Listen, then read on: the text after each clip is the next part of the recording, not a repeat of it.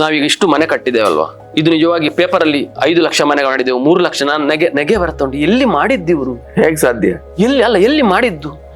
1,20,000 ರೂಪಾಯಿ ಒಂದು ಮನೆಗೆ, ಒಂದು ಫೌಂಡೇಶನ್ ಆಗಿ 30,000 ರೂಪಾಯಿ ಆದ್ಮೇಲೆ ಫೋಟೋ ತಗೊಳ್ಬೇಕು, PDO ಕಳಿಸಬೇಕು. ನೀವು ಕೆಲವು ಒಂದು 2-3 ಮನೆ ಉಂಟು ನಮ್ಗೆ ಆದದ್ದು. ಯಾಕಂದ್ರೆ ಇಲ್ಲಿ ಪ್ರೋಗ್ರಾಮ್ ಆಗ್ತಾ ಇರುವಾಗ ಮೊಬೈಲ್ ಯೂಸ್ ಮಾಡ್ಲಿಕ್ಕೆ ನಾನು ಇಲ್ಲಿ ಬಿಡುದೇ ಇಲ್ಲ. ಕಮಿಟಿ ಸದಸ್ಯರಾದ್ರೂ ಕೂಡ ನಾನು ಹೋಗಿ ನಿಲ್ತೇನೆ, ಅಂದ್ರೆ ಮಾತಾಡ, ಅದು ಗೊತ್ತುಂಟು. ನಾನು ಬಂದೆ ಹೇಳಿದ ಕೂಡಲೇ. ಅದರಿಂದ ಇಲ್ಲಿ ಸಭ್ಯ ಸಭಾಸದರನ್ನು ನೀವು ನಿರೀಕ್ಷಿಸಬಹುದು. ಎಲ್ಲ ಕಡೆ ಮಾಸ ಆಗುವಾಗ ಕಷ್ಟ ಆಗ್ತದೆ. ಅದು ಕಡೆಕಾರ ರಾಜಗೋಪಾಲ್ ಕೃಷ್ಣ ಮೊದಲು ಶ್ರೀಕೃಷ್ಣ ಸೂಕ್ತಿ ಪತ್ರಿಕೆಯನ್ನು ಮಾಡಿದವರು. ಮೆರೆದ ಮನೆ.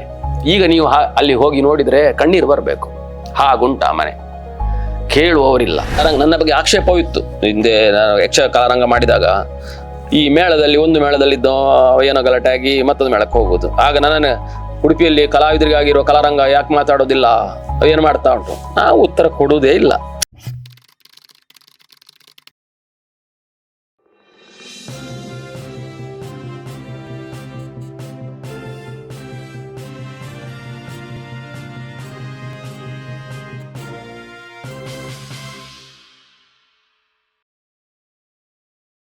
ಇತ್ತೀಚೆಗೆ ಅದು ನಿಮ್ಮ ವೇದಿಕೆಯಲ್ಲಿ ಆದದ್ರಿಂದ ನಾನು ಕೇಳ್ತಾ ಇರೋದು, ಈ ಯಕ್ಷಗಾನ ಕಲಾವಿದರದ ಮೇಲೆ ಆದಂತ ಒಂದು ಇದಿತ್ತಲ್ಲ ಜೋಶಿಯವರ ಪ್ರಕರಣ, ಅದೇನಾದ್ರು ಒಂದು ನಿರ್ಣಯ ಹಂತಕ್ಕೆ ಬಂತ? ಹೇಗೆ? ಅಲ್ಲಿ 2 ವಿಷಯ. ನಮ್ದು ಕಲಾರಂಗ, ನನ್ನ ಬಗ್ಗೆ ಆಕ್ಷೇಪವಿತ್ತು ಹಿಂದೆ. ನಾನು ಯಕ್ಷ ಕಲಾರಂಗ ಮಾಡಿದಾಗ ಈ ಮೇಳದಲ್ಲಿ ಒಂದು ಮೇಳದಲ್ಲಿದ್ದ ಏನೋ ಗಲಾಟೆ ಆಗಿ ಮತ್ತೊಂದು ಮೇಳಕ್ಕೆ ಹೋಗುದು. ಆಗ ನನ್ನ ಉಡುಪಿಯಲ್ಲಿ ಕಲಾವಿದರಿಗಾಗಿರೋ ಕಲಾರಂಗ ಯಾಕೆ ಮಾತಾಡೋದಿಲ್ಲ, ಏನು ಮಾಡ್ತಾ ಉಂಟು? ನಾವು ಉತ್ತರ ಕೊಡುವುದೇ ಇಲ್ಲ. ಯಾಕೆ ಹೇಳಿದ್ರೆ ಅದು ಚೈನ್ ರಿಯಾಕ್ಷನ್. ಉತ್ತರ ಕೊಟ್ರೆ ಅಲ್ಲಿ ಒಂದು ಉತ್ತರ, ಮತ್ತೆ ಪುನಃ ಅದಕ್ಕೆ ನಮ್ಮ ಎನರ್ಜಿ ಎಲ್ಲ ಸಮಯ ಅದಕ್ಕೆ ಹೋಗ್ತದೆ, ಅದಕ್ಕೆ ಎಂಡ್ಲೆನ್ಸ್, ಅದು ಹೋಗುದಿಲ್ಲ ಅಂತ ಇತ್ತು. ಸೊ ನಾವು ಎಲ್ಲಿಯೂ ಮಾಡುವುದಿಲ್ಲ, ಮಾಡ್ತಾನೆ ಇರಲಿಲ್ಲ ಅದಕ್ಕೆ. ಇದು ಹೇಗೆ ಬಂತ ಹೇಳಿದ್ರೆ, ಬಂದ್ರು, ನಮಗೆ ಸಂಪರ್ಕಿಸಿದ್ರು. 1-2 ಅಲ್ಲ, 3-4-5 ಜನ ಕಲಾವಿದರು, ತಾಳಮದ್ದಲೆ ಕಲಾವಿದರು ಸಂಪರ್ಕಿಸಿದ್ರು. ಅವ್ರು ಕೇಳಿದಷ್ಟು ವೇದಿಕೆ ಕಲ್ಪಿಸಿ ಹೇಳಿ. ನಾವಿಲ್ಲಿ ಮಾಡಿದ್ದು ವೇದಿಕೆಯನ್ನ ಕಲ್ಪಿಸಿದ್ದು. ಈಗ ತಾಳಮದ್ದಲೆ ಎಂಬ ಕಲಾ ಪ್ರಕಾರದಲ್ಲಿ ತೊಡಗಿಸಿಕೊಂಡವರು ಈಗ ತುಂಬಾ ಜನ ಇಲ್ಲ. ಒಂದು ತಲೆಮಾರಂತೂ ಹೋಯ್ತು. ಇರುವವರು ಕೆಲವರು. ಅವರಿಗೆ ಆಘಾತ ಆದ್ರೆ ಆ ಕಲಾ ಪ್ರಕಾರಕ್ಕೂ ಒಂದು ನಷ್ಟ. ಹೌದು. ಸೊ ಅವರೆಲ್ಲ ನಮಗೆ ಬೇಕಾದವರು, ಮತ್ತೆ ಅವರೆಲ್ಲ ಕೊಡುಗೆಯನ್ನು ನಮ್ಗೆ ಗೊತ್ತಿದೆ. ಅದಕ್ಕೆ ವೇದಿಕೆಯನ್ನು ಕಲ್ಪಿಸಿದೆವು. ನಮ್ಮ ವೇದಿಕೆಯಲ್ಲಿ ಮಾಡಬಹುದು. ಮತ್ತೆ ವೈಯಕ್ತಿಕವಾಗಿ ಇಂಡಿವಿಜುವಲ್ ಆಗಿ ಅಟ್ಯಾಕ್ ಮಾಡಿದ್ರೆ ಖಂಡಿತಕ್ಕೂ ಅದೊಂದು ಸ್ವೀಕಾರಾರ್ಹ ಸಂಗತಿ ಅಲ್ಲ. ಸೊ ಈ ಹಿನ್ನೆಲೆ ನಾವು ಕೊಟ್ಟದ್ದು ವೇದಿಕೆ. ಇಲ್ಲಿ ಮಾತ್ರ ಅದನ್ನು ನಾವು ಪ್ರಾಸ್ತಾವಿಕದಲ್ಲಿ ಹೇಳಿದೆವು. ನಾವು ವೇದಿಕೆಯನ್ನು ಕಲ್ಪಿಸಿದ್ದೇವೆ. ಆದ್ರೆ ಕಲಾವಿದರ ವೈಯಕ್ತಿಕವಾಗಿ ಅಟ್ಯಾಕ್ ಮಾಡಿದಾಗ ಅದು ಕಲೆಗೆ ಮಾಡಿದಂತಹ ದ್ರೋಹ. ಈಗ ಒಬ್ಬನ ಕುರಿತಾಗಿ ಬೇರೆ ವಿಷಯ, 4-6 ಮಂದಿಗೆ ಮಾಡಿದಾಗ ಈ ಹಿನ್ನೆಲೆಯಲ್ಲಿ ನಾವು ಅವರೊಟ್ಟಿಗೆ ಇದ್ದೇವೆ ಹೇಳಿ ಅದಾಯ್ತು. ಆಮೇಲೆ ನಿಮ್ಗೆ ಗೊತ್ತಿದೆ, ಅದೆಲ್ಲ ಪ್ರತಿಕ್ರಿಯೆ ಆಯಿತು. ಆಮೇಲೆ ವಿಶ್ವೇಶ್ವರ ಭಟ್ರು ಸರೇ ನನಗೆ ಫೋನ್ ಮಾಡಿದ್ರು. ಇಲ್ಲಿ ನಾವು ಡೇಟ್ ಕೊಟ್ಟೆವು. ಡೇಟ್ ಕೊಟ್ಟಾಗ ಅವರು ಇದು ಮಾಡಲಿಲ್ಲ. ಕಡೆಗೆ ಅವರೇ ಮಾಡಿದ್ರು. ಆಗ ಅವರಿಗೆ ಫಾರಿನ್ ಟೂರ್ ಇತ್ತು, ಅದು ಮೊದಲೇ ಫಿಕ್ಸ್ ಆಗಿತ್ತು. ಮತ್ತೆ ಅವರೇ ಹೇಳಿದ್ರು, ನಾನು ಒಂದು ಡೇಟ್ 2 ಕೊಡ್ತೇನೆ ಮುರಳಿಯವರೇ, ನಾವು ಒಟ್ಟಿಗೆ ಬರ್ತೇನೆ. ನಾನು ಒಟ್ಟಿಗೆ ಕೂತ್ಕೊಂಡು ನಾವು ಸೌಹಾರ್ದವಾಗಿ ಅದನ್ನು ಮುಗಿಸುವ, ಒಟ್ಟಿಗೆ ಟೀ ಕೊಟ್ಕೊಂಡು ಗ್ರೂಪ್ ಫೋಟೋ ತೆಗೆದು. ಒಳ್ಳೇದು ಸರ್ ಅಂತ ಹೇಳಿದೆ. ಮತ್ತೆ ಅವರು ಡೇಟ್ ಕೊಡಲಿಲ್ಲ. ಸೊ ಅದರಿಂದ ಆ ಹಂತಕ್ಕೆ ಬಂದಿದೆ ಅದು. ಅದರಿಂದ ಬೇರೆ ಎಂತ ಗೊತ್ತುಂಟು, ಅದಕ್ಕೆ ನಾನು ಎನರ್ಜಿ ಹಾಕಿದ್ರೆ ಅದೇ ಕಾಡ್ತದೆ. ಹೌದು. ಮತ್ತೆ ಮೂಲಭೂತ ದ್ರವ್ಯ ನೀವೊಂದು ಹೇಳಿದ್ರಲ್ಲ, ನಮ್ಮ ಒಂದು ಹೇಳಿದ್ರೆ ಇನ್ನೊಬ್ಬರಿಗೆ ಖುಷಿ ಆದಾಗ ನಮಗೆ ಆ ದಿವಸ ನಿದ್ದೆ ಬರ್ತದೆ. ಇನ್ನೊಬ್ಬರಿಂದ ಏನೋ ಲಘು ಮಾತು ಕೇಳಿದ್ರೆ ಅವನಿಗೆ ಹರ್ಟ್ ಆದ್ರೆ ನನಗೆ ಆ ದಿವಸ ಇಡೀ ಅದೇ ನನ್ನ ತಲೆಯನ್ನ ಕೊರಿತಾ ಇರ್ತದೆ. ಇದು ಗುಣದೋಷಗಳು. ಮೊದಲು ನಮ್ಮನ್ನ ಇವ್ಯಾಲ್ಯೂಯೇಟ್ ಮಾಡ್ಕೊಳ್ಬೇಕಲ್ಲ. ನಮ್ಗೆ ಯಾವ್ದ್ರಲ್ಲಿ ಖುಷಿ ಕೊಡ್ತದೆ? ಕೋಟಿ ಹಣ ಒಟ್ಟು ಮಾಡೋದ್ರಲ್ಯಾ, ಅಥವಾ ಇನ್ನೊಬ್ಬರಿಗೆ ಹರ್ಟ್ ಮಾಡೋದ್ರಲ್ಯಾ, ಇನ್ನೊಬ್ಬರಿಗೆ ಸಕಂಡ ಕೊಡೋದ್ರಲ್ಲಿ ಅಲ್ಲ, ಇನ್ನೊಬ್ಬರಿಗೆ ಖುಷಿ ಕೊಡೋದ್ರಲ್ಲಿ. ಇಲ್ಲದ್ರೆ ಸುಮ್ಮನೆ ಇರು. ಸೊ ನಾನು ತುಂಬ ಇನ್ವಾಲ್ವ್ ಆದರೆ ಬರ್ತದೆ, ಪ್ರತಿಕ್ರಿಯೆ ಬರ್ತದೆ. ಅದನ್ನು ಜೀರ್ಣಿಸಿಕೊಳ್ಳುವ ಸಾಮರ್ಥ್ಯ ನನಗಿಲ್ಲ. ನಮ್ಮ ಇಡೀ ತಂಡಕ್ಕೆ ಆ ರೀತಿಯ ಛಾತಿ ಇಲ್ಲ, ಮಾತಿಗೆ ಮಾತು ಜಟಾಪಟಿ ಇಲ್ಲ. ನಮ್ಮದೇನೋ ಸೌಮ್ಯವಾಗಿ ನಮ್ಮ ಮಿತಿಯಲ್ಲಿ ಮಾಡುವ. ಸೊ ಇದು ಹಾಗೆ ಇದೆ ಅಂತೂ ಆ ಸ್ಥಿತಿಗೆ ಬಂದಿದೆ. ಈಗ ಅವರು ಅದನ್ನು ಮಾತಾಡಿದ್ದಾರೆ. ವಿಶ್ವೇಶ್ವರ ಭಟ್ರು ನನ್ನ ಹತ್ರ ಮಾತಾಡಿದ್ರು, ಫೋನ್ ಆಗಿ ಅವರು ಮಾತಾಡಿ ಕಲಾರಂಗದ ಬಗ್ಗೆ ಹೇಳಿದೆ. ಅವರಿಗೆ ಶಾಕ್ ಆಯ್ತು. ಹೌದು, ಇಷ್ಟು ಕೆಲಸ ಮಾಡ್ತಾ ಉಂಟ, ನಂಗೆ ಗೊತ್ತಿಲ್ಲ, ಖಂಡಿತ ಬರ್ತೇನೆ ಹೇಳಿದ್ರು. ಡೇಟ್ ಕೊಡಲಿಲ್ಲ, ನಾನಾಗಿ ಕೇಳಲಿಲ್ಲ. ಅವ್ರು ಕೊಡ್ಬೇಕಾಗ ನಾವು ಕೊಟ್ಟಾಗ ಅವ್ರು ಇರ್ಲಿಲ್ಲ. ಅವ್ರು ಅದನ್ನು ಹೇಳಿದ್ರು, ನಾವೀಗ ಕೊಟ್ಟಿದ್ದೇವೆ. ಎನಿ ಟೈಮ್ ನಾವು ರೆಡಿ. ಅದನ್ನು ಮುಗಿಸೋದು ಒಳ್ಳೇದು. ಹಂಗೆ ಅವ್ರು ಅದನ್ನೇ ಹೇಳಿದ್ರು. ಇನ್ನು ಅದರ ವಿಷಯ ಬೇಡ ಮುರಳಿಯವರು. ನಾವು ಒಟ್ಟಿಗೆ ಕೂತ್ಕೊಂಡು ಒಂದು ದಿವಸ ಟಿಫನ್ ಮಾಡಿಕೊಂಡು ಗ್ರೂಪ್ ಫೋಟೋ ತೆಗೆಸ್ಕೊಂಡು ಹೋಗ್ತೇನೆ. ಸರಿಯಾದ ನಿರ್ಣಯ ಸರ್ ಹೇಳಿದೆವು. ಈಗ ಇತ್ತೀಚೆಗೆ ಅಶೋಕ್ ಭಟ್ರ ಪ್ರಕರಣ ಆಯ್ತಲ್ಲ, ಅದ್ರ ಬಗ್ಗೆ ಏನಾದ್ರು?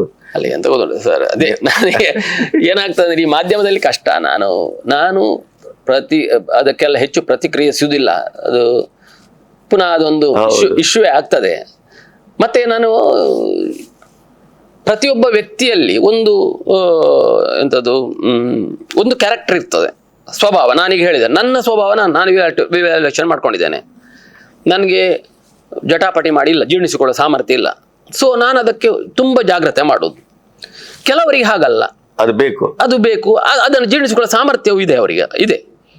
ಅದರಲ್ಲಿ ಅದು ಆನಂದ ಹೇಳ್ತೀರಿ, ಅಥವಾ ಅವ್ರ ನೇಚರೇ ಹಾಗೆ ಅಂತ ಇರ್ಬೋದು. ಸಾರ್ವಜನಿಕ ಅದು ಕೆಲವೊಮ್ಮೆ ಎಷ್ಟೋ ಸಲ ಏನಾಗ್ತದೆ ಅಂದರೆ, ಕೆಲವು ವಿಷಯಗಳನ್ನು ಈಗ ಅಶೋಕ್ ಭಟ್ರು ಏನು ನಮ್ಗೆ ಗೊತ್ತಿದೆ, ಅಲ್ಲ, ಕೆಲವರ ಪರ್ಸನಾಲಿಟಿ, ಗೆಸ್ಚರ್, ಟೋನು, ಕಂಟೆಂಟ್ ಅದೇ ಆದರೆ ಅವ್ರು ಹೇಳಿದ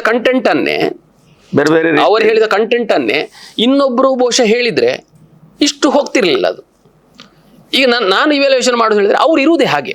ಈಗ ಅವ್ರು ನನಗೆ ಗೊತ್ತಿದೆ, ಅದರಿಂದ ಹೇಳ್ತಾ ಇರೋದು, ನಾನು ಅನ್ಯತಾ ಭಾವಿಸೋದಿಲ್ಲ. ಅವ್ರು ಅಶೋಕ್ ಭಟ್ರು ಇದ್ದದ್ದೇ ಹಾಗೆ. ಅವರು ನಾನು 30-40 ವರ್ಷ ನೋಡ್ತಾ ಇದ್ದೆ, ಅವ್ರು ಹಾಗೆ ಇದ್ದದ್ದು. ಸಾರ್ವಜನಿಕರಾಗುವಾಗ ಏನಾಗ್ತದೆ, ಆ ಟೋನು, ಆ ಶಬ್ದಗಳು, ಆ ನಿಲುವು ಅದು ಹರ್ಟ್ ಆಗ್ತದೆ ಅಷ್ಟೇ. ಅದಷ್ಟೇ ಸಮಯ ಅದನ್ನ ಸ್ವಲ್ಪ ಅವರ ಹಿಂದಿನ ವ್ಯಕ್ತಿತ್ವ, ಹಿಂದಿನ ಅಭಿವ್ಯಕ್ತಿ, ಅದಕ್ಕೆ ಇದಕ್ಕೆ ತಳಕ್ ಹಾಕೋದು, ಹೌದು, ಅದೆಲ್ಲ ಇದಾಗ್ತದೆ. ಸೊ ಅದನ್ನ ಮತ್ತೆ ಡಿಸ್ಟರ್ಬ್ ಆಗೋದು ಖಂಡಿತ ಅಲ್ಲ ಹೇಳುದಿಲ್ಲ, ಡಿಸ್ಟರ್ಬ್ ಖಂಡಿತಕ್ಕೂ ಆಗ್ತದೆ ಅದಾದಾಗ. ಮತ್ತೆ ಸಾರ್ವಜನಿಕ ಆದಾಗ ಅದು ಒಂದುಂಟು, ಅದನ್ನ ಸ್ವಲ್ಪ ಸಹಿಸಿಕೊಳ್ಳಬೇಕು ಸಾರ್ವಜನಿಕ ಆದಾಗ. ಮತ್ತೆ ಬಹುಶಃ ಕಾಲವೂ ಬದಲಾಗಿದೆ. ಈಗ ಯಕ್ಷಗಾನಕ್ಕೆ ಬರುವ ಪ್ರೇಕ್ಷಕರು ನೀವು ಮೊದಲಿನ, ಈಗ ಉದಾಹರಣೆಗೆ ಕೆರೆಮನೆ ಮೇಳದ ಪ್ರೇಕ್ಷಕರು ಅಂತ ಭಾವಿಸಿದ್ರೆ, ಅಥವಾ ನಾವು ಸಾಲಿಗ್ರಾಮ ಮೇಳ, ಪೆರಡೂರು ಮೇಳ, ಇನ್ನೊಂದು 15 ವರ್ಷದ ಹಿಂದೆ ನೋಡೋದಕ್ಕೂ ಇವತ್ತಿನ ಯಕ್ಷಗಾನ ನೋಡೋದಕ್ಕೂ ತುಂಬಾ ವ್ಯತ್ಯಾಸಗಳು ಕಾಣ್ತವೆ. ಹಾಗಾಗಿ ಆ ಪ್ರೇಕ್ಷಕರು ಅಲ್ಲಿ ಕೂತವರ ಒಟ್ಟು ಚಹರೆ ಮನೋಭಾವವನ್ನು ಬಹುಶಃ ಕಲಾವಿದ ಅರ್ಥ ಮಾಡ್ಕೋಬೇಕಾಗತ್ತೋ ಏನೋ. ಅದು ಪಾರಸ್ಪರಿಕ, ಅದು ಎರಡೂ ಕಡೆ.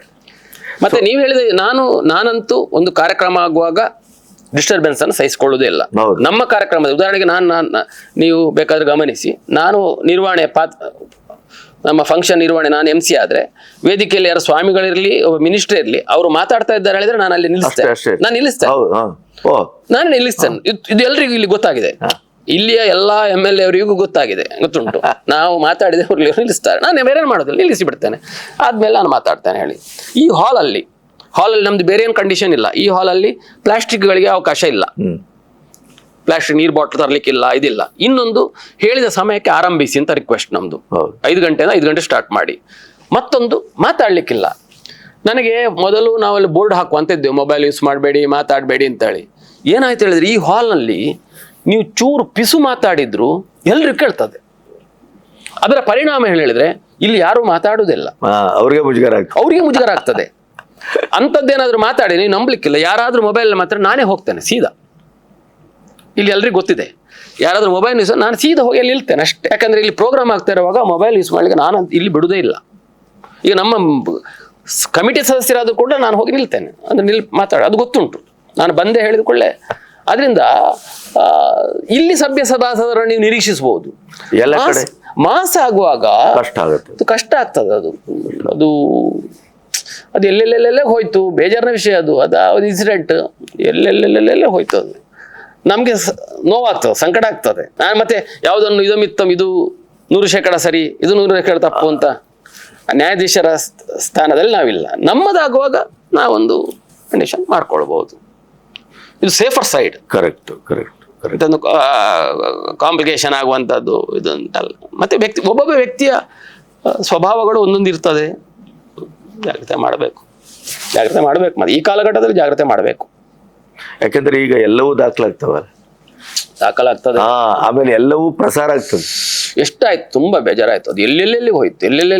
ವ್ಯಕ್ತಿಗತ ಬಂತು. ಅವರಿಗೆ ಖಂಡಿತಕ್ಕೂ, ಈಗ ಅಶೋಕ್ ಭಟ್ರಲ್ಲಿ ಒಬ್ಬ ಸಾತ್ವಿಕ ಮನುಷ್ಯ, ಅವ್ರಿಗೆ ಖಂಡಿತಕ್ಕೂ ಹರ್ಟ್ ಆಗಿರ್ತದ. ಅದು ಬೇಕಿತ್ತ ಅಂತ ಅನಿಸ್ತದೆ. ಬೇಕಿತ್ತ. ನಾನು ಅವರ ವೆಲ್ವಿಷರಾಗಿ ನನಗೆ ಬೇಸರ ಉಂಟು. ಕಲಾರಂಗದ ನಾಳೆಗಳ ಬಗ್ಗೆ ಇನ್ನೇನೇನು ಆಲೋಚನೆಗಳಿದೆ? ಈಗ ಒಂದು ಹೇಳಿದ್ರೆ, ನನ್ನ ಸ್ವಭಾವ ಒಂದು ಹೇಳಿದ್ರೆ, ನನಗೆ ಪ್ಲಾನಿಂಗ್ ಇಲ್ಲ. ನನ್ನದು ಪ್ಲಾನಿಂಗ್ ಇಲ್ಲ. ಈಗ ಇಲ್ಲ ಹೇಳೋದಕ್ಕೆ, ಸಾಮಾನ್ಯವಾಗಿ ಯಾವುದೇ ಒಂದು ಸಂಸ್ಥೆಯಲ್ಲಿ ಒಂದು ಕಾರ್ಯಕ್ರಮ ಮಾಡುವಾಗ ಒಂದು ಬಜೆಟ್ ಅಂತ ಮಾಡ್ತಾರೆ, ಸ್ವರೂಪ ಅಂತ ಮಾಡ್ತಾರೆ, ಇಷ್ಟು ಖರ್ಚು ಹೇಳಿ. ನಮ್ಮದಲ್ಲ, ಇದಾಗಬೇಕಷ್ಟೇ. ಬಜೆಟ್ ಇಲ್ವೇ ನಾನು ನಮ್ಮ ಶಾಲೆ ನಿಟ್ರು ಹೈಸ್ಕೂಲ್ 50ನೇ ವರ್ಷ ಆಯಿತು, ಅಲ್ಲಿ ಆಯಿತು. ಅಂಬಲ್ಪಾಡಿ ಸಂಘದಲ್ಲಿ ನಾನು 50ನೇ ವರ್ಷಕ್ಕೆ ನಾನೇ 60ನೇ ವರ್ಷ ಮಾಡಿದೆ. ಎಲ್ಲಿಯೂ ಬಜೆಟ್ ಇಲ್ಲದೆ ಒಳ್ಳೆಯ ಕೆಲಸ ನೀವು ಮಾಡ್ತಾ ಹೋದದ್ದು. ಈ ಇಷ್ಟು ಅಂಗೋಪಂಗ ಕಲಾರಂಗ ಇದ್ದದ್ದು, ಯಕ್ಷನಿಧಿ ಬಂತು, ವಿದ್ಯಾಪೋಷಕ್ ಬಂತು, ಯಕ್ಷಶಿಕ್ಷಣ ಬಂತು, ಯಾವುದೂ ಪ್ಲಾನೆಡ್ ಅಲ್ಲ. ಒಳ್ಳೆಯ ಸಂಕಲ್ಪದ ಸತ್ಕಾರ್ಯಗಳೆಲ್ಲಿವೆ, ನಾವು ಅದರಲ್ಲಿ ಸಹಭಾಗಿಯಾಗುವ, ಇಷ್ಟೇ ಸಿಂಪಲ್. ಹಾಗೆ ಇದಾದದ್ದು. ನನ್ನ ಎಷ್ಟೋ ಸಲ ಕೇಳುವವರಿದ್ದಾರೆ, ಮುರಳೀರ ನೀವು ಇಷ್ಟು ಮಾಡ್ತಿರಲ್ಲ, ಮುಂದೆಂಥದ್ದು, ಯಾರು ಜನ ಅಲ್ಟರ್ನೇಟಿವ್ ಮಾಡಿದ್ದೀರಾ, ತಯಾರು ಮಾಡಿದ್ದೀರಾ? ಯಾರನ್ನ ತಯಾರು ಮಾಡೋದು? ಅದು ಅಹಂಕಾರ ಆಗ್ತದೆ. ತಯಾರು ಮಾಡುವುದಿಲ್ಲ, ಸಹಜವಾಗಿ ನೋಡಿ ಇನ್ನೊಬ್ರು ಮಾಡಬೇಕು. ಎರಡನೇದ್ದು, ಯಾರು ನೆಕ್ಸ್ಟ್ ಹೇಳಿದ್ರೆ ಖಂಡಿತಕ್ಕೂ ಇದಕ್ಕಿಂತಲೂ ಒಳ್ಳೇದಾಗಬಹುದು, ಖಂಡಿತಕ್ಕಾಗಬಹುದು, ಅಥವಾ ಆಗದೇ ಇರಬಹುದು. ಎರಡೇ. ಆದ್ರೆ ನಾನು ಆ ಭಯದಿಂದ ಈ ಮಾಡುವ ಕೆಲಸವನ್ನು ಸ್ಥಗಿತ ಮಾಡಿದ್ರೆ ಆದದ್ದು ಆಗ್ತಿರ್ಲಿಲ್ಲ ಅಲ್ಲ. ಇಲ್ಲ. ಈ ಉದಾಹರಣೆ, ನಾವು ಕ್ಯಾಂಪು ಇದು ಈ ವರ್ಷ ಮಾಡಿದ್ವಿ, ಮರ ಮುಂದೆ ವರ್ಷ ಮಾಡ್ಲಿಕ್ಕೆ ಸಾಧ್ಯ ಉಂಟಾ, ಬೇಕಾ ಅಂತ ನಾನು ಭವಿಷ್ಯದ ಬಗ್ಗೆ ಸಿಕ್ಕಾಪಟ್ಟೆ ಯೋಚನೆ ಮಾಡಿದ್ರೆ ಈ ವರ್ಷದ್ದು ಆಗುದಿಲ್ಲ. ಯಾಕೆ ಹೇಳಿದ್ರೆ, ನಾನು ಎಲ್ಲದಕ್ಕೊಂದು ಆರಂಭ ಉಂಟು, ಕೊನೆ ಉಂಟು. ನಮ್ಮ ಕಡೆಕಾರ ರಾಯರು ನೀವು ಕೇಳಿರ್ಬೋದು, ಕಲ್ಮಾಡಿ ರಾಯರು ಬಹಳ ದೊಡ್ಡ ಫ್ಯಾಮಿಲಿ ಅದು. ಸುರೇಶ್ ಕಲ್ಮಾಡಿ ಫ್ಯಾಮಿಲಿ, ಕಡೆಕಾರ ರಾಯ, ರಾಜಗೋಪಾಲ್ ಕೃಷ್ಣ ರಾಯರು ಮೊದಲು ಶ್ರೀಕೃಷ್ಣ ಸೂಕ್ತಿ ಪತ್ರಿಕೆಯನ್ನು ಮಾಡಿದವರು. ಮೆರೆದ ಮನೆ.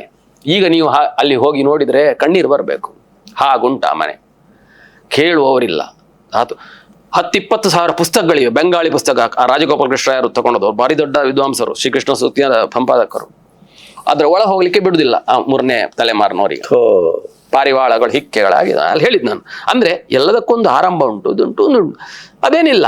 ಇದಕ್ಕಿಂತ ಒಳ್ಳೇದು ಆಗಬಹುದು, ಖಂಡಿತಕ್ಕೂ ಆಗಬಹುದು, ಸಾಧ್ಯತೆ ಇಲ್ಲ. ಈ ನಮ್ಮಲ್ಲಿ ಅಂತ ಟೀಮ್ ಇದೆ. ಮತ್ತೆ ಪ್ಲಾನಿಂಗ್ ಹೇಳಿದ್ರೆ ತುಂಬಾ ಪ್ಲಾನಿಂಗ್ ಮಾಡಿ ನನ್ಗೆ ಅನ್ನಿಸ್ತದೆ, ಈಗ ಇದ್ದದ್ದನ್ನೇ ನಮ್ಗೆ ಇದನ್ನ ಮಾಡ್ಕೊಂಡು ಹೋಗ್ಲಿಕ್ಕೆ ಸುಮಾರಿದೆ. ಒಳ್ಳೆಯ ವಿಷಯವನ್ನು ಕಳೆದ ವರ್ಷ ನಮ್ಮ ಅಧ್ಯಕ್ಷರು ಹೇಳಿದ ವೃತ್ತಿ ಕಲಾವಿದರ ಇದಿದೆ ಅಲ್ಲ, ನಾವು ತುಂಬಾನೇ ಡಿಸ್ಕರೇಜ್ ಮಾಡಿದೆವು. ಬೇಡ, ಲೇಟ್ ಆಯ್ತು, ಮತ್ತೆ ಇದಾಗುದಿಲ್ಲ. ಅವ್ರು ಆಗ್ಲೇಬೇಕು. ಅವರೇ ಅದರ ಪೂರ್ತಿ ಪ್ರಾಯೋಜಕರು. ಅಷ್ಟು ಹಣ ಅವರೇ 4 ಲಕ್ಷ ರೂಪಾಯಿ ಕೊಟ್ಟಿದ್ದಾರೆ ಅವರೇ ಸ್ವಂತ. ನೀವು ಆಲೋಚನೆ ಮಾಡಿ, ಕಲಾವಿದರನ್ನು ಎಷ್ಟು ಪ್ರೀತಿಸೋರು ಇದ್ದಾರೆ ಹೇಳಿ. ಯಾರಾದ್ರೂ ಇದ್ದಾರಾ? ಅಂತ ಅಧ್ಯಕ್ಷರಿದ್ದಾರೆ. ಕಡೆಗೆ ತೊಡಗಿಸಿಕೊಂಡೆವು. ತುಂಬ ಈಗ ಇದ್ದದ್ದನ್ನ ಅಚ್ಚುಕಟ್ಟಾಗಿ ಮಾಡುವುದೇ ದೊಡ್ಡ ನಮಗೆ ಸವಾಲು. ಇನ್ನು ಹೊಸತು ಬಹಳ ಮುಖ್ಯ ಹೇಳಿದ್ರೆ, ನಮ್ಗೆ ಈ ಆಡಿಟೋರಿಯಂ ಉಳಿಸ್ಕೊಳ್ಬೇಕಾದ್ರೆ ನಮಗೆ ಪಾರ್ಕಿಂಗ್ ಏರಿಯಾ ಬೇಕು. ಪಾರ್ಕಿಂಗ್ ಏರಿಯಾ ಇಲ್ಲ. ಹಿಂಬದಿಯಲ್ಲಿ ಒಂದು 35 ಸೆನ್ಸ್ ಜಾಗ ಇದೆ. ಮತ್ತೆ ಅದರ ಮೊತ್ತೆಲ್ಲ ಲಕ್ಷದಲ್ಲೆಲ್ಲ, ಕೋಟಿಯಲ್ಲಿ. ಅದು ಪರ್ಚೇಸ್ ಮಾಡಬೇಕು. ಅದೊಂದು ಸವಾಲಿದೆ. ಆದ್ರೆ ಈ ಬಳಗದಿಂದಾಗಿ ನನಗೆ ತುಂಬಾ ಅದು ಹೊರೆ ಅನ್ನಿಸುವುದಿಲ್ಲ. ಅದು ಆದಿತ್ಯ ಎಂಬ. ಆದ್ರೆ ಅದು ಇಲ್ಲದೆ ಇದ್ರೆ ಇದಕ್ಕೆ ಬೆಲೆ ಇಲ್ಲ. ಪಾರ್ಕಿಂಗ್ ಇಲ್ಲದೆ ಇದ್ರೆ ನಿಮ್ಗೆ 100 ಜನ ಬಂದ್ರೆ 50 ಕಾರ್ ಇರ್ತದೆ ಅಲ್ಲಿ. ಸೊ ಈ ಬದಿಯ ಜಾಗದಲ್ಲಿ ಬಿಲ್ಡಿಂಗ್ ಬರ್ತದೆ, ಅಲ್ಲಿ ಒಂಚೂರು ನಮಗೆ ಬಫರ್ ಝೋನ್ ಇರುವುದು, ಅದು ಜಾಗ ತಗೊಳ್ಳಿ. ಅದೊಂದು ಸವಾಲಿದೆ. ಮತ್ತೆ ಉಳಿದ ಈ ರೊಟೀನ್ ಕೆಲಸಗಳಿಗೆ ಯಾವುದೇ ಆರ್ಥಿಕ ಯಾವ ಟೆನ್ಷನು ಇಲ್ಲದೆ ಆಗ್ತಾ ಇದೆ. ದೊಡ್ಡ ಇಲ್ಲದ್ರೆ ಒಂದು ಈ ವರ್ಷಕ್ಕೆ ಒಂದು 5-6 ಕೋಟಿ ಪಡಿಬೇಕು, 6 ಕೋಟಿ ಕೊಡಬೇಕು ಹೇಳಿದ್ರೆ ಸಣ್ಣ ವಿಷಯ ಅಲ್ಲಪ್ಪ. ಅದೇ ಒಂದು ನಿದ್ರೆಯನ್ನ ಭಂಗ ತರುವ ಸಂಗತಿ ಆಗಿರ್ಬೋದು. ಆದ್ರೆ ಈ ಸಂಸ್ಥೆಯ ಈ ಕಾರ್ಯಕರ್ತರ ಒಂದು ಪ್ರಾಮಾಣಿಕ ಶ್ರಮದಿಂದ ಅದೊಂದು ಹೊರೆಯಲ್ಲ. ಸಮಾಜ ಅಷ್ಟು ಒಳ್ಳೆ ರೀತಿಯಲ್ಲಿ ರೆಸ್ಪಾಂಡ್ ಮಾಡ್ತಾ ಇದೆ. ಸರ್ಕಾರದ ಈ ನಿರ್ಲಕ್ಷ್ಯದ ಬಗ್ಗೆ ಏನು ನಮ್ಮ ಜನಪ್ರತಿನಿಧಿಗಳು ಅಥವಾ ಏನು ಅಲ್ಲ, ಎಂತ ಗೊತ್ತುಂಟ ಗಣಪತಿ ಸರ್, ನಮ್ಗೆ ಇನ್ನೊಬ್ಬರ ಕಷ್ಟ ಗೊತ್ತಾಗ್ತದೆ. ನಾನು ಎಷ್ಟೋ ಸಲ ಅವರ ಕಷ್ಟವನ್ನ, ಈ ಜನಪ್ರತಿನಿಧಿಗಳ ಕಷ್ಟ ನೋಡ್ತೇನೆ. ಅವರೇ ಹೇಳ್ತಾರೆ, ನಮ್ಗೆ ಮಾಡ್ಲಿಕ್ಕೆ ಆಗುದಿಲ್ಲ ಮುರಳಿಯವರು, ಎಂತ ಮಾಡುದು, ರಸ್ತೆ ಹೇಳ್ತಾನೆ, ಅಲ್ಲೇ ದುಡ್ಡಿಲ್ಲ ಹೇಳ್ತಾರೆ. ತುಂಬಾ ಸತ್ಯ ವಿಷಯವನ್ನು ಹೇಳಿದ್ರೆ ತುಂಬಾ ಬೇಸರದ ಸಂಗತಿ. ಅದು ತುಂಬಾ ಬೇಸರ ಆಗ್ತದೆ. ಮತ್ತೆ ಇನ್ನು ಹಿಂದೆ ಬರ್ಲಿಕ್ಕೆ ಆಗೋದಿಲ್ಲ. ಯಾವ ಪಕ್ಷವೇ ಬರಲಿ ಹೇಳ್ಬಾರ್ದು, ಇದು ವೇದಿಕೆ ಅಲ್ಲ. ನಾವು ತುಂಬಾ ಕರಪ್ಟ್ ಮಾಡ್ಕೊಂಡು ಆಗಿದೆ. ಬೇಸರದ ಸಂಗತಿ. ನೀವು ಮನೆ ತಕೊಳ್ಳಿ, ನಾವೀಗ ಇಷ್ಟು ಮನೆ ಕಟ್ಟಿದ್ದೇವಲ್ವಾ, ಇದು ನಿಜವಾಗಿ ಪೇಪರಲ್ಲಿ 5 ಲಕ್ಷ ಮನೆ ಮಾಡಿದೆವು, 3 ಲಕ್ಷ. ನಾನು ನೆಗೆ ಬರ್ತುಂಟು, ಎಲ್ಲಿ ಮಾಡಿದ್ದಿವರು, ಹೇಗೆ ಸಾಧ್ಯ? ಎಲ್ಲಿ ಮಾಡಿದ್ದು? 1,20,000 ರೂಪಾಯಿ ಒಂದು ಮನೆಗೆ, ಒಂದು ಫೌಂಡೇಶನ್ ಆಗಿ 30,000 ರೂಪಾಯಿ ಆದ್ಮೇಲೆ ಫೋಟೋ ತಗೊಳ್ಬೇಕು, PDO ಕಳಿಸ್ಬೇಕು. ನೀವು ಕೆಲವು 2-3 ಮನೆ ಉಂಟು ನಮ್ಗೆ ಆದದ್ದು. ಆ ಹೆಂಗ್ಸ ಅಳುತ್ತದೆ, ಸರ್ ಅವ್ರನ್ನ ಅಲ್ಲಿ ಪಂಚಾಯತಲ್ಲಿ ಕಾಯ್ಬೇಕು ಸರ್, 2-3 ಕಾದ್ರೆ 1 ದಿವಸದ ಸಂಪಾದನೆ ಹೋಯ್ತು ಹೆಂಗ್ಸಿಗೆ. ಆಮೇಲೆ ಅವರ ರಿಕ್ಷಾದಲ್ಲಿ ಬರಬೇಕು, ಅವ್ರನ್ನ ಕರ್ಕೊಂಡು ಅವರ ಕ್ಯಾಮ್ರಾದಲ್ಲಿ ಫೋಟೋ ತೆಗಿಬೇಕು. ಆಮೇಲೆ ಯಾವಾಗಲೂ ದುಡ್ಡು ಬರೋದು. 1,20,000 ಏನಾಗ್ತದೆ? ನಾವು ಇಷ್ಟು ಜಿಪುಣತನ ಮಾಡಿ 5, 6, 7 ಲಕ್ಷ ರೂಪಾಯಿ ನಮಗೆ ಒಂದು ಹಂಚಿನ ಮನೆಗೆ ಆಗ್ತದೆ. ಎಲ್ಲಿ ಆಗ್ತಾ ಉಂಟು? ದಿಶಾ ಕಮಿಟಿಯಲ್ಲಿ ನಾನಿದ್ದೇನೆ, ನೋಡ್ತೇನೆ 150 ಕೊರಗರಿಗೆ ಮನೆ ಎಲ್ಲಿ ಅಂತ ಗೊತ್ತಿಲ್ಲ, ಮಾಡ್ಲಿಕ್ಕೆ ಆಗ್ತಾ ಇಲ್ಲ ಸರ್. ಅದರ ಫಾರ್ಮಾಲಿಟಿ ಅದು ಕಂಪ್ಯೂಟರ್ ಮುಂದೆ ಹೋಗುದಿಲ್ಲ. ಫಸ್ಟೇ ಲ್ಯಾಂಡ್ ಕ್ಲಿಯರ್ ಇಲ್ಲದ್ರೆ ಹೋಯ್ತು, ಮುಗೀತು, ಮುಂದೆ ಹೋಗುದಿಲ್ಲ. ನಾವೀಗ ಏನು ನೋಡುದಿಲ್ಲ. ನಾವು ಅವರದ್ದು ಜಾಗ ಒಂದು ಕರೆಂಟ್ ಕನೆಕ್ಷನ್ ಒಂದು ಆದ್ರೆ ನಮ್ಗೆ ಯಾರದ್ದು ಬೇಡ. 40 ದಿವಸದಲ್ಲಿ ನಮ್ಮ ಅಧ್ಯಕ್ಷರು ಮನೆ ಮಾಡಿ 40 ದಿವಸದಲ್ಲಿ ಮನೆ ಮಾಡಿದ್ದಾರೆ. ಇಲ್ಲ ಮಳೆಗಾಲ ಬರ್ತದೆ, ಅವರಿಗೆ ಉಳ್ಕೊಳ್ಳಿಕ್ಕಿಲ್ಲ ಇದಿಲ್ಲ. ಈ ಸರ್ಕಾರ ಏನು ಮಾಡ್ತದೆ? ಯಾವಾಗ ಮನೆ ಕಟ್ಟಿ ಕೊಡುದು ಇವರು? ಮತ್ತೆ ದೊಡ್ಡ ಸಮಸ್ಯೆ ಹೇಳಿದ್ರೆ, ಈಗ ನಿಮಗೆ ದುಡ್ಡು ಇದ್ರೂ ಕೂಡ ನಮ್ಮ ಕೋಸ್ಟಲ್ ಬೆಲ್ಟ್ ಅಲ್ಲಿ ಕೆಲಸಗಾರರಿಲ್ಲ, ಕಾರ್ಮಿಕರಿಲ್ಲ, ಡಬ್ಬಲ್ ಸಂಬಳ ಕೊಡ್ತೇನೆ ಹೇಳಿಲ್ಲ. ಆ ಹೆಂಗಸು ಎಂತ ಮಾಡುದು? ಯಾರನ್ನ ಬಿಡಿಯುದು? ಒಂದು ಮನೆ ಕಟ್ಟಲಿಕ್ಕೆ ಒಂದು ಮೇಸ್ತ್ರಿ ಸಾಕಾಗುದಿಲ್ಲ, ಪೇಂಟರ್, ಎಲೆಕ್ಟ್ರಿಷಿಯನ್, ಟೈಲ್ಸ್ ಕಟ್ಟುವ. ಎಷ್ಟು ಹೋರಾಟ ಉಂಟು. ಅದೇ ಅದು ಒಳಗೆ ನನಗೆ ಕುದೀತದೆ ನನ್ನನ್ನ. ಇವ್ರಿಗೆ ಅರ್ಥವೇ ಆಗುದಿಲ್ಲ ಸಮಾಜದ ಸ್ಥಿತಿಗತಿ. ತುಂಬಾ ಒಳಗೆ ನಾನು ಕೊರಗಿದವ. ಆದ್ರೆ ನನ್ನ ಮಿತಿಯಲ್ಲಿ ಮಾಡ್ಲಿಕ್ಕೆ ನಂಗೊಂದು ವೇದಿಕೆ ಸಿಕ್ಕಿದೆ, ಅದೊಂದು ಸಾರ್ಥಕ. ನಮ್ಮ ಮಿತಿಯಲ್ಲಿ ಅದು ನಾವು ಮಾಡಿದ್ದೇವಲ್ಲ. ಸರ್ಕಾರ ತುಂಬ ನಿರಾಶೆ, ತುಂಬ ನಿರಾಶೆ. 150 ಕೊರಗರ ಮನೆಯ ದುಡ್ಡು ಉಂಟು, ಆಗ್ತಾ ಇಲ್ಲ. ಪಾಪ H ಶೆಟ್ಟಿ ಎಂಬವರು ನಮಗೆ 5 ಮನೆಯ ಪ್ರಾಯೋಜಕರು ಅವರು. ಅವ್ರೀಗ 100 ಕೊಡಗರಿಗೆ ಮನೆ ಕಟ್ಟಲಿಕ್ಕೆ ಹೊರಟಿದ್ದಾರೆ. 22 ಮನೆ ಉದ್ಘಾಟನೆ ಆಯಿತು. 14 ಮನೆಗೆ ಮೊನ್ನೆ ಫೌಂಡೇಶನ್ ಸ್ಟೋನ್ ಆಯಿತು H ಶೆಟ್ಟರು ಹೇಳಿ. ಸರ್ಕಾರ ಮಾಡ್ತಾ ಇಲ್ಲ, ಆಗ್ತಾ ಇಲ್ಲ. ಸೊ ಅದಕ್ಕೆ ನಾನು ದಿಶಾ ಕಮಿಟಿ ಮೀಟಿಂಗ್ಗೆ ಹೋಗುದಿಲ್ಲ ಅಂತ ತೀರ್ಮಾನ ಮಾಡಿದ್ದೇನೆ. ಪ್ರಯೋಜನ ಇಲ್ಲ, ಏನು ಪ್ರಯೋಜನ ಇಲ್ಲ. ಅಲ್ಲಿ ಅಧಿಕಾರಿಗಳು ಆ ದಿವಸ ಮೀಟಿಂಗ್ ಆಗೋಲ್ಲರಿ ಏನೋ ಹೇಳ್ತಾರೆ, ಮುಗಿತು ಅಲ್ಲಿ. ಕಲಾರಂಗಕ್ಕೆ ಒಂದು ಈ ಇಡೀದಾದಂಥ ಈ ಸಾಮಾಜಿಕ ಕಾರ್ಯಕ್ಕೆ ಗುರುತಿಸುವಿಕೆ ಅಂತ ಏನಾದರೂ? ಅಲ್ಲ, ಗುರುತಿಸಿಕೆ ಅಲ್ಲಲ್ಲೇ ಮಾಡಿದ್ದಾರೆ. ಮತ್ತೊಂದು ಅದು ಕೂಡ ಹಾಗೆ, ನಿಮಗೆ ಈ ನಾನು ಟೀಚರ್ ಆಗಿ ಒಂದು ನನಗೆ ತೃಪ್ತಿಯ ಸಂಗತಿ ಹೇಳಿದರೆ, ನನಗೊಂದು ಜಿಲ್ಲಾ ಪ್ರಶಸ್ತಿ ಸಿಗಲಿಲ್ಲ. ನನಗೆ ಅದು ಹೆಮ್ಮೆ. ಎಷ್ಟು ಜನ ಇದು ಆಶ್ಚರ್ಯಪಟ್ಟಿದ್ದಾರೆ. ನೇಮಿಚಂದ್ರ ಅವರ ಪುಸ್ತಕದಲ್ಲಿ ನನ್ನದೊಂದು ಆರ್ಟಿಕಲ್ ಬರೋದು, ನನಗೆ ಅದಕ್ಕಿಂತ ದೊಡ್ಡ ಪ್ರಶಸ್ತಿ ಇಲ್ಲ. ಅದೆಲ್ಲ ಅನುಮಾನಕ್ಕೆ ಕಾರಣ ಆಗ್ತದೆ. ಸಹಜವಾಗಿ ಸಿಕ್ಕಿದರೆ ನಮ್ಗೇನಂತ ಈಗ ಇದಂತಲ್ಲ, ಸಿಕ್ಕಿ ಬೇರೆ ಬೇರೆ ನಾವು ದಾಖಲೆ ಹೇಳ್ಕೊಡುವಂಥದ್ದು ಏನು ಸಿಗಲಿಲ್ಲ. ಅಲ್ಲಿ ಹಾಗೆ ಬೇಸರ ಆಗ್ತದೆ. ನಾನು 2 ಸಲ ರಾಜ್ಯೋತ್ಸವ ಕಮಿಟಿ ಮೆಂಬರ್ ಆಗಿದ್ದೆ. ಅದರ ಪೂರ್ವದಲ್ಲಿ 3-4 ವರ್ಷ ಕೆಲಸ ಮಾಡಿದ ಸಂಘಟನೆಗಳಿಗೆ, ಜಾತಿ ಸಂಘಟನೆಗಳಿಗೆ ರಾಜ್ಯೋತ್ಸವ ಪ್ರಶಸ್ತಿ ಸಿಕ್ಕಿತ್ತು. ಇಷ್ಟು ದೀರ್ಘಕಾಲ ಕೆಲಸ ಮಾಡಿದ ಈ ಸಂಸ್ಥೆಗೆ 50 ವರ್ಷ ಮಾಡಿದೆ, ಸಿಗ್ಲಿಲ್ಲ. ಇದು ನಮ್ಮ ವ್ಯವಸ್ಥೆ. ನಾನು ಹೇಳುವುದುಂಟು, ಯಾಕೆ ಸಿಗುವುದಿಲ್ಲ ಹೇಳಿದ್ರೆ, ನಮ್ಮ ಹತ್ರ ಓಟಿನ ಬಲ್ಕ್ ಇಲ್ಲ. ಅದೇ ಓಟಿನ ಬಲ್ಕ್ ಇಲ್ಲ. ತುಂಬ ನೋವಾಗ್ತದೆ ಅದು. ನಮ್ದು ನಿಜ ಅರ್ಥದ ಜಾತ್ಯತೀತವಾದ ಸಂಘಟನೆ. ಈ ಕಾಲಘಟ್ಟದಲ್ಲಿ ಇದ್ದೇವೆ. ಅದು ಇದೇನಿಲ್ಲ. ಆದರೆ ಸಂಸ್ಥೆಯ ದೃಷ್ಟಿಯಿಂದ ಖಂಡಿತಕ್ಕೂ, ಯಾಕಂದ್ರೆ ನಮ್ಮ ಕಾರ್ಯಕರ್ತರಿದ್ದಾರೆ, ಅವರ ಶ್ರಮ ಇದಿದೆ ಅಲ್ಲ, ಖಂಡಿತಕ್ಕೂ ಗೌರವಿಸಬೇಕಾದ ಸಂಸ್ಥೆ. ಎಷ್ಟೋ ಜನ ಬೇರೆ ಬೇರೆ ಹೆಸರನ್ನು ಹೇಳಿದ್ರು, ಈ ಪ್ರಶಸ್ತಿ ಕೊಡಬೇಕಿತ್ತು, ಅದನ್ನು ಉಲ್ಲೇಖಿಸುವುದಿಲ್ಲ. ಅವ್ರು ಹೇಳಿದ್ರಲ್ಲ, ಬಂದ ಹಾಗೆ. ಮತ್ತೆ ಅದು ಮುಖ್ಯ ಅಲ್ಲ. ಈ ಸಣ್ಣ ಸಣ್ಣ ಕೆಲಸ ಮಾಡುವಾಗ ಸಿಗುವ ಖುಷಿ ಇದೆ ಅಲ್ಲ, ಅದಕ್ಕಿಂತ ದೊಡ್ಡ ಈಗ ಪ್ರಶಸ್ತಿ ಹೇಳಿ ಇಷ್ಟು ದೊಡ್ಡ ಕಟ್ಟಡ ಇದಕ್ಕಿಂತ ದೊಡ್ಡ ಪ್ರಶಸ್ತಿ ಯಾವುದು ಇರ್ಬೋದು ಇನ್ನು. ಮತ್ತೆ ನೀವು ಅದರ ಬಗ್ಗೆ ಯೋಚನೆ ಮಾಡಿದ್ರೆ ನಿಮ್ಮ ಕ್ರೆಡಿಬಿಲಿಟಿ ಡೌನ್ ಆಗ್ತದೆ, ಕಡಿಮೆ ಆಗ್ತದೆ. ಅದಕ್ಕೋಸ್ಕರ ಮಾಡಿದ್ದು. ಎಷ್ಟೋ ಸಲ ನನ್ನನ್ನು ಕರೆದು ಶಾಲಾ ಹಾಕ್ಸ್ತಾರೆ. ಆಗ ಮೊದಲು ನಿರಾಕರಿಸ್ತಾ ಇದ್ದೆ. ಈಗ ಅದು ಮೊನ್ನೆ ಎಡ್ನೀರಲ್ಲಿ ಕರೆದು ಸ್ವಾಮಿಗಳು ಕರೆದ್ರೆ ಆಗ ಹೇಳಿದೆ, ಕನಿಷ್ಠ ಕಲಾರಂಗದ ಬಗ್ಗೆ 2 ಮಾತಾಡ್ಲಿಕ್ಕೆ ವೇದಿಕೆ ಸಿಕ್ಕಿತ್ತು. ಮತ್ತೆ ದುಡ್ಡೇನ ಸಿಕ್ಕಿದ್ರೆ ನಾನು ಸಂಸ್ಥೆಗೆ ಕೊಡ್ತೇನೆ. ಅದು ಕ್ಯಾಶ್ ದುಡ್ಡು ಸಿಕ್ಕಿದ್ರೆ ನನಗೆ ಪೆನ್ಷನ್ ಸಿಗ್ತದೆ, ಅದರಲ್ಲಿ ತೃಪ್ತ ನಾನು. ಯಾಕಂದ್ರೆ ಈ ಚಾರಿತ್ರ್ಯ ಶುದ್ಧಿ ಉಂಟಲ್ಲ, ಸಂಸ್ಥೆಯ ಕ್ರೆಡಿಬಿಲಿಟಿಯಲ್ಲಿ ಬಹಳ ಕೆಲಸ ಮಾಡ್ತದೆ. ನಮ್ಮ ಮಾರಲ್ಲಿ ನಾವು ವೀಕ್ ಆದ್ರೆ ಏನು ಮಾಡ್ಲಿಕ್ಕೆ ಹೋಗಿಲ್ಲ, ಪರ್ಯಾಯವಾಗಿ ಸಂಸ್ಥೆಗೂ ಅಂಟುತ್ತದೆ, ನಮ್ಮ ಸರೌಂಡಿಂಗ್ಸಿಗೂ ಅದು ವ್ಯಾಪಿಸ್ತದೆ. ಅದರ ಬಗ್ಗೆ ತುಂಬ ಎಚ್ಚರ ಬೇಕು. ನಾನು ಸಮಾಜ ಇಷ್ಟು ರೆಸ್ಪೆಕ್ಟ್ ಕೊಡ್ತದಲ್ಲ, ನಾನು ಹೇಳಿದೆಲ್ಲ, ಇಷ್ಟು ರೆಸ್ಪೆಕ್ಟ್ ಕೊಡ್ತೀನಿ. ಇದಕ್ಕಿಂತ ದೊಡ್ಡ ಪ್ರಶಸ್ತಿ ಏನಿದೆ? ಲೇಬಲ್ ಇದ್ದ ಪ್ರಶಸ್ತಿ. ನಾನು ಖಂಡಿತಕ್ಕೆ ಏನು ಬೇಜಾರಿಲ್ಲ, ಅದರಲ್ಲಿ ಬೇಸರವೇ ಇಲ್ಲ. ಇಲ್ಲಿ ಎಷ್ಟು ವೃತ್ತಿ ಪರವಾದ ಕಾರ್ಯಕ್ರಮಗಳು ನಡೀತವೆ ಯಕ್ಷಗಾನದ್ದು? ಬೆನಿಫಿಟ್ ಶೋಗೆ ಅವಕಾಶ ಇಲ್ಲ ಇಲ್ಲಿ, ಬೆನಿಫಿಟ್ ಶೋಗೆ ಅವಕಾಶ ಇಲ್ಲ. ಆಮೇಲೆ ಧಾರ್ಮಿಕ ಮದುವೆ ಮುಂಜಿ ಇದಕ್ಕೆಲ್ಲ ಇಲ್ಲ. ಪ್ಯೂರ್ಲಿ ಕಲ್ಚರಲ್ ಮತ್ತೆ ಅಕಾಡೆಮಿಕ್ ಆಗಿ ಏನಾದ್ರು ಮಾಡೋದು, ಸಾಹಿತ್ಯಿಕವಾಗಿ. ನಾಡೋದಕ್ಕೆ ತಾಲೂಕು ಸಾಹಿತ್ಯ ಸಮ್ಮೇಳನ ಇಲ್ಲೇ ಮಾಡ್ತಾ ಇದ್ದಾರೆ. ಅದಿದೆ, ಅದಕ್ಕೆಲ್ಲ ಇದೆ. ಮತ್ತೇನಿದ್ರು ಫ್ರೀ ಶೋ. ಏನ್ ಕೆಲವರು ಆನ್ಲೈನಲ್ಲಿ ಮಾಡ್ಕೊಂಡು ಕೆಲವರು ಮಾಡಿದ್ರು, ತುಳು ನಾಟಕ ಎಲ್ಲ ಮಾಡಿದ್ರು. ಆನ್ಲೈನ್ ನಮ್ಗೆ ಗೊತ್ತಿಲ್ಲದ ಹಾಗೆ ಅದು ಹೆಚ್ಚಿದು ಮಾಡೋದು. ಇಲ್ಲಿ ಕೌಂಟ್ರಲ್ಲಿ ಅಂತೂ ಇಡ್ಲಿಕ್ಕೆ ಬಿಡೋದಿಲ್ಲ ನಾವು, ಟಿಕೆಟ್ ಇಲ್ಲ. ಯಾಕಂದ್ರೆ ಮತ್ತೆ ಟ್ಯಾಕ್ಸ್ ಗೀಕ್ಸ್ ಮತ್ತೆ ಪಬ್ಲಿಕ್ಕಿಗೆ ನಾವು ಇಡುವಂಥ ಸಂಸ್ಥೆ, ಅದನ್ನು ಜಾಗ್ರತೆ ಮಾಡಿದೆ. ತುಂಬ ಡ್ರಾಮಾಗಳೆಲ್ಲ ತುಂಬ ಆಯಿತು, ಭರತನಾಟ್ಯಗಳು ತುಂಬ ಆಗುದು, ತುಂಬ ಚೆನ್ನಾಗಿ ಲೈಟಿಂಗ್ನಲ್ಲಿ ಅದು ನೋಡುವುದೇ ಒಂದು ಸಂಭ್ರಮ, ಅಷ್ಟು ಚೆನ್ನಾಗಿ ಆಗಿದೆ. ಈ ಥರದ್ದೊಂದು ವ್ಯವಸ್ಥಿತವಾದದ್ದು ಇರಲಿಲ್ಲ ಇಲ್ಲಿ. ಇಲ್ಲ, ಇನ್ನು ಆಗ್ಲಿಕ್ಕೆ ಒಂದು 2 ಕೋಟಿದು ಮೇಲೆ ರೂಫ್ ಟಾಪ್ ಆಗ್ಲಿಕ್ಕಿದೆ. ಅದು AC ಬೇಡ, ಅಲ್ಲಿ ಆದ್ರೆ 400 ಜನರಿಗೆ ಒಂದು ಒಳ್ಳೆಯ ಇನ್ನೊಂದು ಹಾಲ್ ಸಿಗುತ್ತೆ. ಅದು ನಾವು ಸದ್ಯೋಭವಿಷ್ಯದಲ್ಲಿ ಮಾಡಲೇಬೇಕು, ಅದು ಮಾಡ್ತೇವೆ, ಅದು ಬಹಳ ಮುಖ್ಯವಾದ್ದು. ಮತ್ತೆ ಸೆಕೆಂಡ್ ಫ್ಲೋರ್ ಅಲ್ಲಿ ಒಂದು ಕಾನ್ಫರೆನ್ಸ್ ಹಾಲ್ ಆಗಬೇಕು. 40 ಜನರ ಸಣ್ಣ ಟಾಕ್ ಆದ್ರೆ ಇಷ್ಟು ದೊಡ್ಡ ಹಾಲ್ ಬೇಡ, ಅಲ್ಲಿ ನಾವು ಮಾಡಬಹುದು. ಅದಕ್ಕೆ ಸ್ಪೇಸ್ ಇದೆ. ಒಂದು ಲೈಬ್ರರಿ, ಮ್ಯೂಸಿಯಂಗೆಲ್ಲ ಸ್ಪೇಸ್ ಇದೆ, ಅದೆಲ್ಲ ಮುಂದೆ ಮಾಡಬಹುದು ಹಂತ ಹಂತವಾಗಿ. ಈಗ ನನಗೆ ಕಾಲಿದ್ದದ್ದು ಅದೆಲ್ಲ ಹೇಳಿದಲ್ಲ, ಅದು ಕೂಡ ಒಂದು ಬೆನಿಫಿಟ್ ಆಯ್ತು. ಕ್ಯಾಂಪ್ ಆಗುವಾಗ ಒಂದು 200 ಹುಡುಗಿಯರು ಮಲಗಬೇಕು, ಈಗ ಸ್ಪೇಸ್ ಉಂಟು, ಅಲ್ಲಿ ಆರಾಮ ಆಯ್ತು. ಸೊ ಅದನ್ನ ಮಾಡ್ತಾ ಇದ್ದೇವೆ. ತುಂಬಾ ತುರ್ತಲ್ಲ, ವೆರಿ ತುರ್ತು. ಪಾರ್ಕಿಂಗ್ ಏರಿಯಾದು ಬಹಳ ಮುಖ್ಯವಾದ ಸಂಗತಿ. ಅದನ್ನ ಸೊ ತುಂಬಾ ಸಂತೋಷ ಆಯ್ತು ನನಗೆ. ಬಹಳ ಕಾಲದಿಂದ ಕಾಯ್ತಾ ಇದ್ದೆ ನಾನು ಈ ಒಂದು ಸಂಸ್ಥೆ ಬಗ್ಗೆ ಮಾಡಬೇಕು, ಮಾತಾಡಬೇಕು. ಯಾಕಂದ್ರೆ ನೀವು ಪಟ್ಟ ಶ್ರಮವನ್ನ ನಾನು ತರಂಗದ ಕಾಲದಿಂದಲೂ ನೋಡ್ತಾ ಬಂದವ. ಹಾಗಾಗಿ ನನಗೆ ಅದು ದೂರದೃಷ್ಟಿ ಅಲ್ಲ, ಸಮೀಪ ದೃಷ್ಟಿ. So I am very very happy. Thank you. ಶ್ರಮ ಅಲ್ಲ, ನಾವು ಮತ್ತೆ ಎಲ್ಲಿಯೂ ನಮ್ಮದು ಸೇವೆ ಅಂತ ಹೇಳ್ಕೊಡುದಿಲ್ಲ, ಅಲ್ವೇ ಅಲ್ಲ.